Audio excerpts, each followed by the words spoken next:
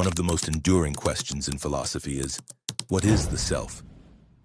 Is it the mind, the body, consciousness, behavior, or something else entirely? Across history, philosophers have offered different answers to this question, shaped by their views on knowledge, reality, and human experience.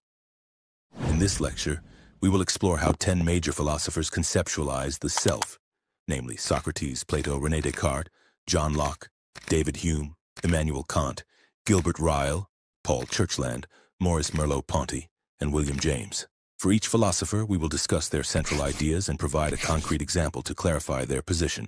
Socrates, the examined self. Socrates views the self as a being in constant search of knowledge, particularly self-knowledge. According to him, the most important knowledge a person can have is knowledge of oneself. This knowledge is not acquired from the external world, but through introspection. Socrates famously argued that the unexamined life is not worth living. This means that a life without reflection, self-questioning, and moral inquiry is a life lacking true value. Through the Socratic Method, a form of disciplined self-questioning, individuals uncover truths already latent within them. For Socrates, understanding the self is a moral and therapeutic process that leads to wisdom and virtue. Example: when a person pauses to critically reflect on their beliefs, values, and life choices, asking whether they are living according to what is truly good, they are engaging in a Socratic understanding of the self. Plato, the tripartite soul. Plato builds on Socrates' ideas and argues that the self is fundamentally the soul, not the body. He proposes that the soul has 3 distinct parts. First, the appetitive part, which is responsible for bodily desires and pleasures. Second, the spirited part, which governs emotions, courage, and ambition. Third, the rational part, or nous, which is the seat of reason and wisdom. For Plato, a just and healthy self exists when the rational part rules over the spirited and appetitive parts. Disorder in the soul occurs when desire or emotion dominates reason. Example: when a student resists the temptation to procrastinate and instead chooses to study because they recognize its long-term value, reason is governing desire, reflecting Plato's ideal self. Descartes, the thinking self. René Descartes approaches the self through radical doubt. He doubts everything that can possibly be doubted in order to discover an absolute foundation of knowledge. From this process, he arrives at the famous conclusion, Cogito Ergo Sum. I think, therefore I am.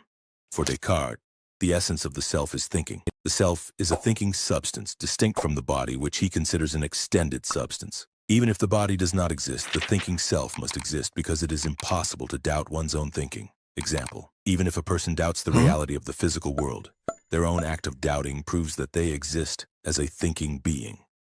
John Locke, the experiential self. John Locke rejects the idea that knowledge is innate. He argues that the human mind at birth is a tabula rasa, or blank slate. David Hume, the bundle self. David Hume challenges the idea of a stable, enduring self. When we look inward, he argues, we never find a fixed self, only a series of perceptions, such as sensations, thoughts, and emotions. According to Hume, the self is merely a bundle of impressions and ideas that are constantly changing. There is no permanent identity behind these experiences. Example: when you reflect on yourself, you notice shifting feelings, thoughts, and moods. For Hume, this flow of experiences is all there is. There is no unchanging self behind them. Immanuel Kant, the transcendental self. Immanuel Kant offers a synthesis between rationalism and empiricism. He argues that the self is a transcendental unity of apperception, the I that unifies all experiences. The mind does not simply receive information from the world, it actively organizes experience using a priori categories such as space, time, and causality. While we can know objects as they appear to us, phenomena, we can never know them as they are in themselves, noumena. Example: when we perceive events as happening in sequence or see one event causing another, this order is imposed by the mind. The self actively structures reality. Gilbert Ryle, the behavioral self. Gilbert Ryle rejects the idea that the mind is a hidden entity inside the body. For Ryle, the self is best understood through observable behavior. Mental states are not inner objects but dispositions, tendencies to behave in particular ways under circumstances. Example: to say someone is honest means that they consistently tell the truth and act fairly, not that they possess an invisible mental substance called honesty. Paul Churchland, the neurobiological self. Paul Churchland advocates eliminative materialism, the view that our everyday concept of the mind is fundamentally flawed.